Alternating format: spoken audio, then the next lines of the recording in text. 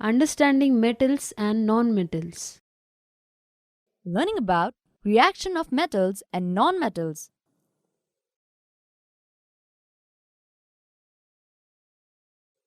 How do metals and nonmetals react?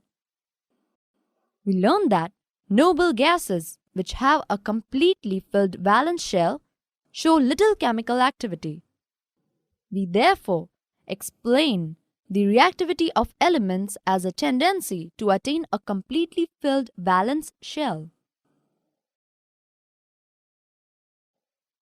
Let us have a look at the electronic configuration of noble gases and some metals and nonmetals.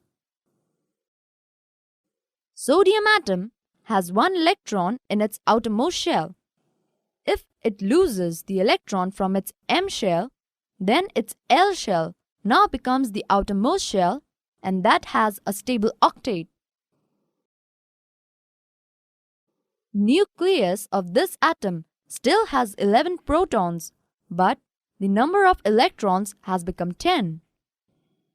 So, there is a net positive charge given us a sodium cation, Na+. On the other hand, chlorine has 7 electrons in its outermost shell, and it requires one more electron to complete its octet. If sodium and chlorine were to react, the electron lost by sodium could be taken up by chlorine. After gaining an electron, the chlorine atom gets a unit negative charge because its nucleus has 17 protons and there are 18 electrons in its K, L, and M shells. This gives us a chlorine anion, Cl-. So both these elements can have a give and take relation between them as follows.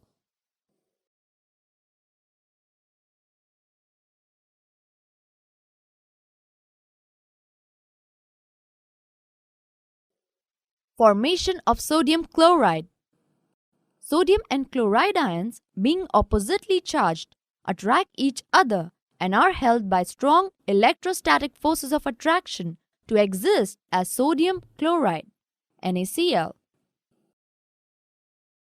It should be noted that sodium chloride does not exist as molecules but aggregates of oppositely charged ions.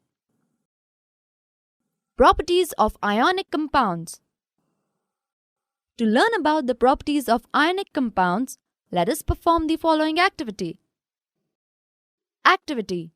Take a small amount of sodium chloride on a metal spatula having an insulated handle.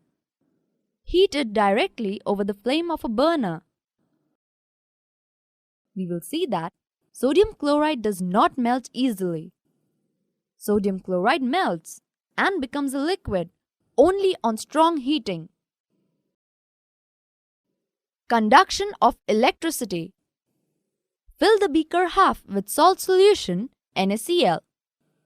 2 carbon rods made of graphite are placed in the salt solution in the beaker. An electric circuit is then set up by including a battery, a bulb, and a switch. Let us now press the switch. On pressing the switch, the bulb lights up at once. This means that the salt solution taken in the beaker allows the electric current to pass through it. In other words, the salt solution conducts electricity. Since salt solution is an ionic compound, in general, we can say that ionic compounds conduct electricity when dissolved in water. Testing the conductivity of a salt solution. Table showing melting and boiling points of some ionic compounds.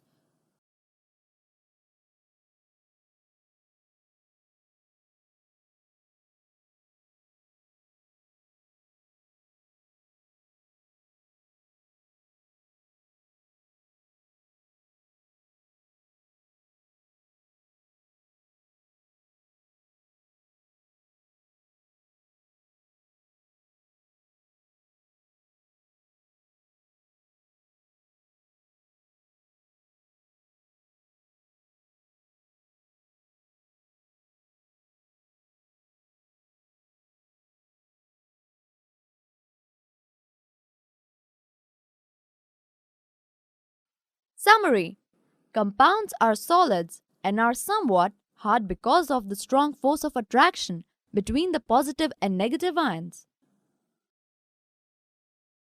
Ionic compounds have high melting and boiling points.